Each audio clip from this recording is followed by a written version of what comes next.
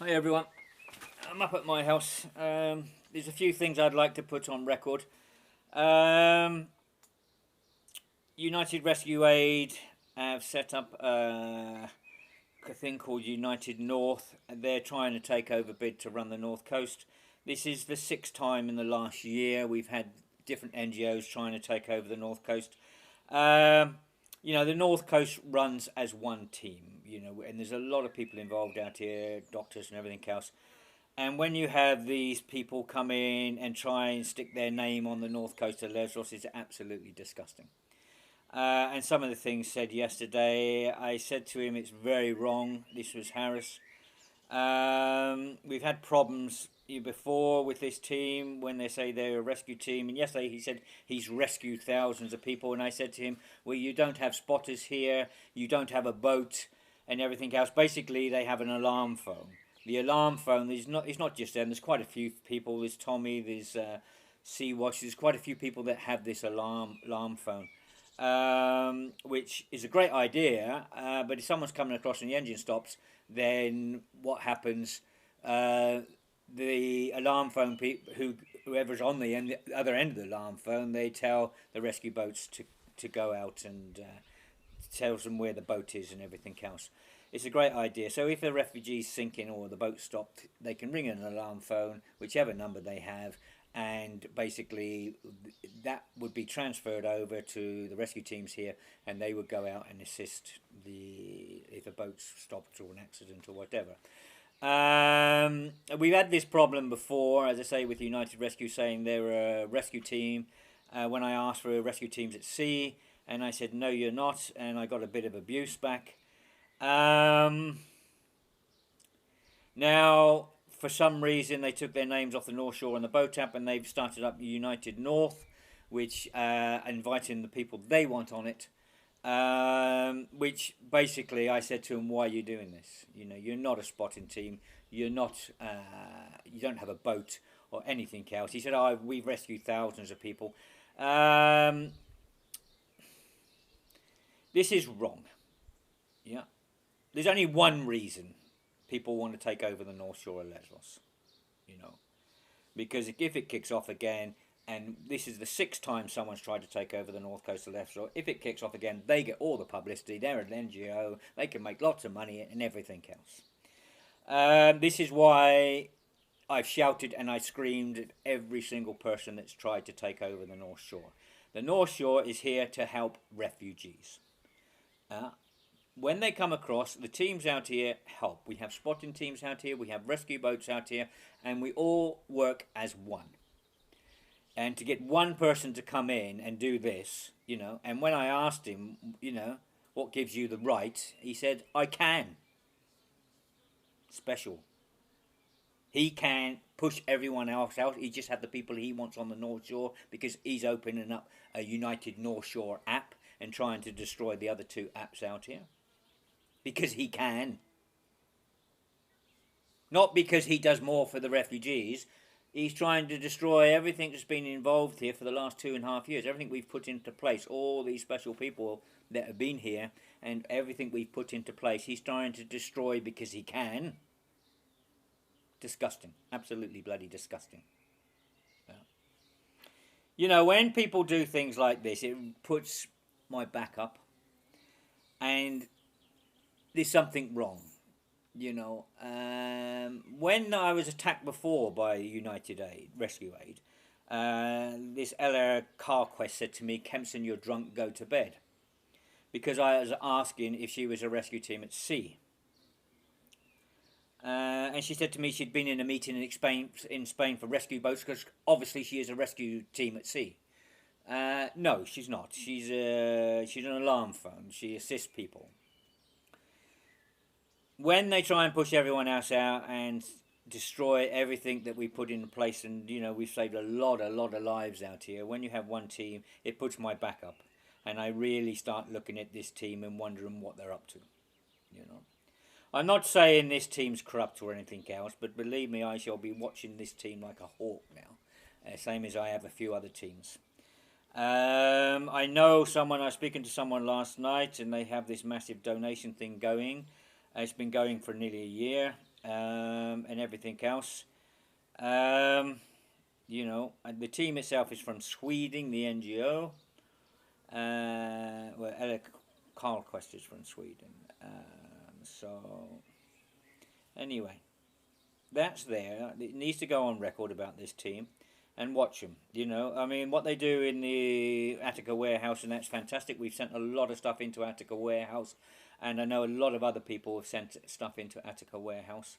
And I know there was problems there because it was for Save and Assist outreach originally, and there was a massive problem there. This guy that was at the meeting yesterday that said, because he can, this Harris, there was this thing's going on there. He pushed him out or something from Attica Warehouse and took over everything there.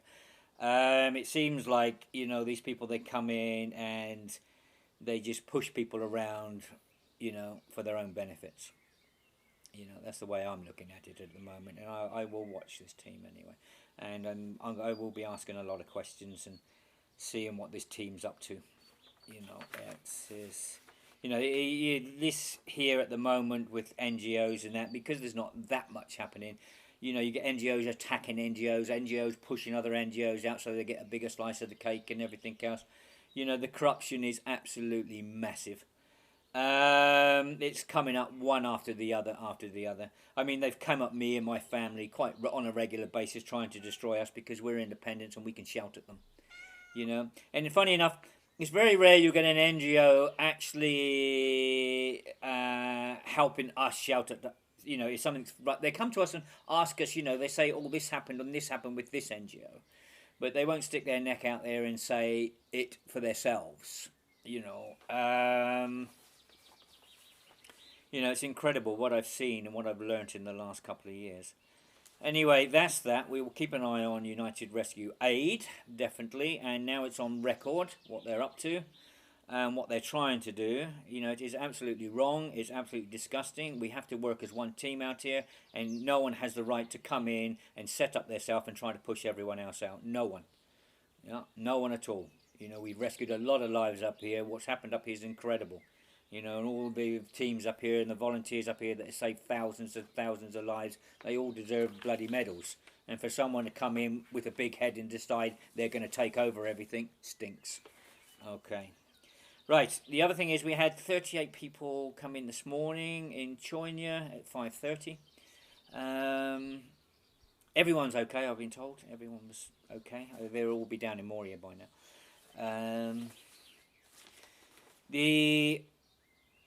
The gym we were putting in on One Happy Family down opposite Karatepe up there. We've built the gym. It's there. If anyone can help me with equipment, it'd be absolutely fantastic. We have tried our best to get in touch with people from the MMA and the UFC, but we've sort of, I don't know. This is wrong because I always thought MMA and UFC, there was no racism amongst them and everything else, but I'm learning the quite is. We've actually been told if we get in touch with one group, they're going to get the police onto us because we're asking for help to find old equipment for refugees for their gym we built. Other groups, said they get in contact and they haven't.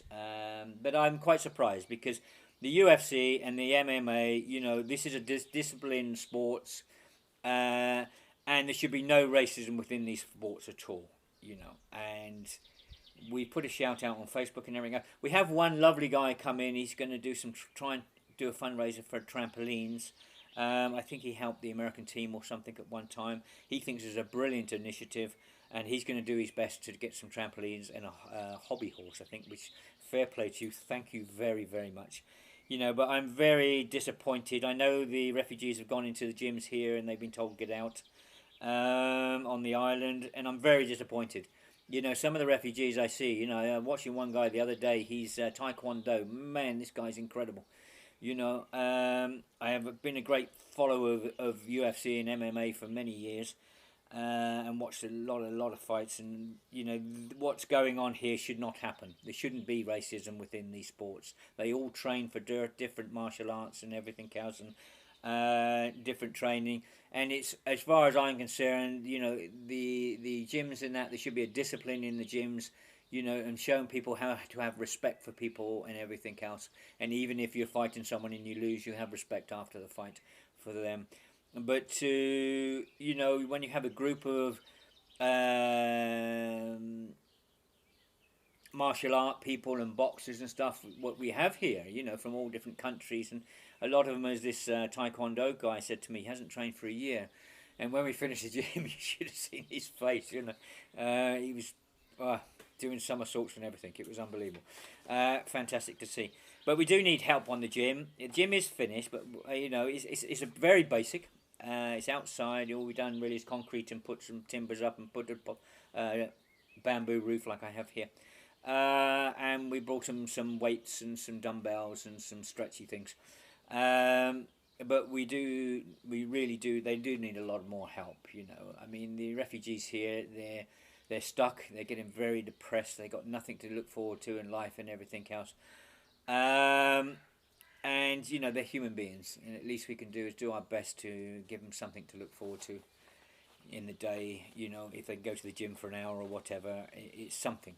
You know, we had some little boys in there the other day, and they were being taught by another older lad, and it's open for everyone. You know, it's all different nationalities in there, and it's fantastic to see. I was really pleased when we done it. It's a great initiative. Right, the other thing today.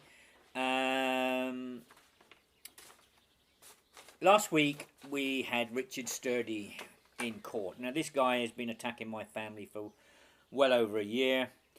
The police, we got in touch with the police. We had problems in the beginning, but the police finally took the case on. And on Thursday last week, Richard Sturdy. Anyway, I'll read a statement that Philippa put out. As you may know, we have had a great deal of issues since 2015 with online attacks threatening violence against our family, as well as expressing some very extremist views. Some were very prolific writers and posted daily slanderous and vicious posts against us and refugees and Muslims in general. On the 25th of May at Harrogate Magistrates Court, Mr. Richard Sturdy appeared to face Mr. Sturdy entered a guilty plea. Appeared to face charges of racial, religious, aggravated harassment, and malicious communications. Richard Sturdy entered a guilty plea on those charges. He has been given a 15-day community order, a restraining order not to contact in any way Eric Kempson until the 24th of the 5th, 2018. To pay costs of £85 to Victim Services and £85 to CBS. Mr. Sturdy's Twitter account has also been closed and removed. Although this feels far from a victory given the vast amount of damage he has caused to our family, both emotionally and financially, we are happy that justice and decency prevailed. We are a firm believer in freedom of speech and the right to difference of opinion, but that does not extend to freedom to spread hate and victimize and bully people for their beliefs. It is not okay to hound and bully people. It is not okay to spread hate and incite hate in others. We would like to thank the North Yorkshire Police and the officers of the Ripon Constabulary in particular, and the Crown Prosecution Service for pursuing this case. We would also like to thank two very amazing lawyers. Without their support and advice, we would have to give up on this long time ago. Thank you also a huge thank you to everyone who supports us and have continued to send messages of support throughout this, especially those of you who stepped up and gave statements to the police. We can't thank you enough. As there is now a restraining order in place, please let us know if Mr. Sturdy chooses to resume his campaign of hate, as he will be in violation of the court order. For all those people who spread hate online and in public forums, you need to understand that this is not okay. It is against the law, and you can be prosecuted even when you think you are posting anonymously. Be assured, we will always pursue those who have undertaken such attacks our family and others on our family, and others posting anonymously from fake accounts can be easily traced by the police. both in the UK and here in Greece. For all of those, for all of you who are fighting against hate, be strong, stay safe, keep fighting. The law is on your side. You just have to be patient and persistent. Seek out those who will help you find justice. This is an important case, not just for the family, for our family, but because it recognizes the refugees and all those who come to their aid deserve protection from such hostile acts.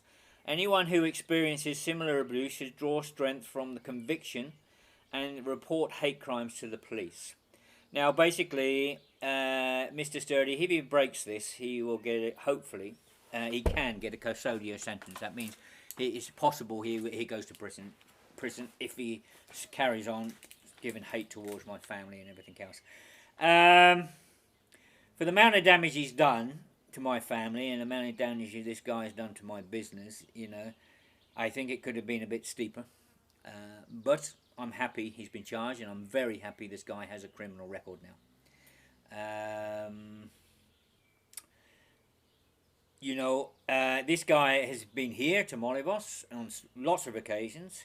He's been with the right wing of Molivos spouting his hate. I have a video, I have a tape recording of 2 hours of him and another guy in Molivos spouting hate against my family and everyone else. What's going on here? There is another guy here in Molivos which we are going for, and hopefully the police here in Greece will help us, the hate crimes unit will help us, and we will find who this person is, and we will do the same to this person. You know, there are several other people we're looking at the moment, but we have so many things on. There's this guy that owns a shop in Molivos that's been spreading hate against my family. There's a guy out that lives out on the track that's been spreading hate against my family also. And I have recordings as well for those. So, but first we'll get this really vile, nasty piece of work that's been coming at us for over a year here. And hopefully, with a bit of luck, the police here will find out who he is for me. And we'll take it. I mean, I think the police might take it on, and we'll take it after that. And we'll find out who this vile piece of work is, and the damage he's done to my family, and the stuff he's put out publicly against my family. I've said many times what's happened here is a world problem. It's not my family's problem. You know, but we stood in and we helped save human lives. And when we get this awful, disgusting hate coming at us from these disgusting people that sit and hide behind computers and everything else, believe me, we will seek justice wherever we can against anyone that comes at my family, and basically anyone that goes at the refugees. I would do the same. You know, the refugees, they don't have any help. You know, they don't have computers and stuff and things like that. And when you get people spreading this filth and this hate against other human beings, it's disgusting.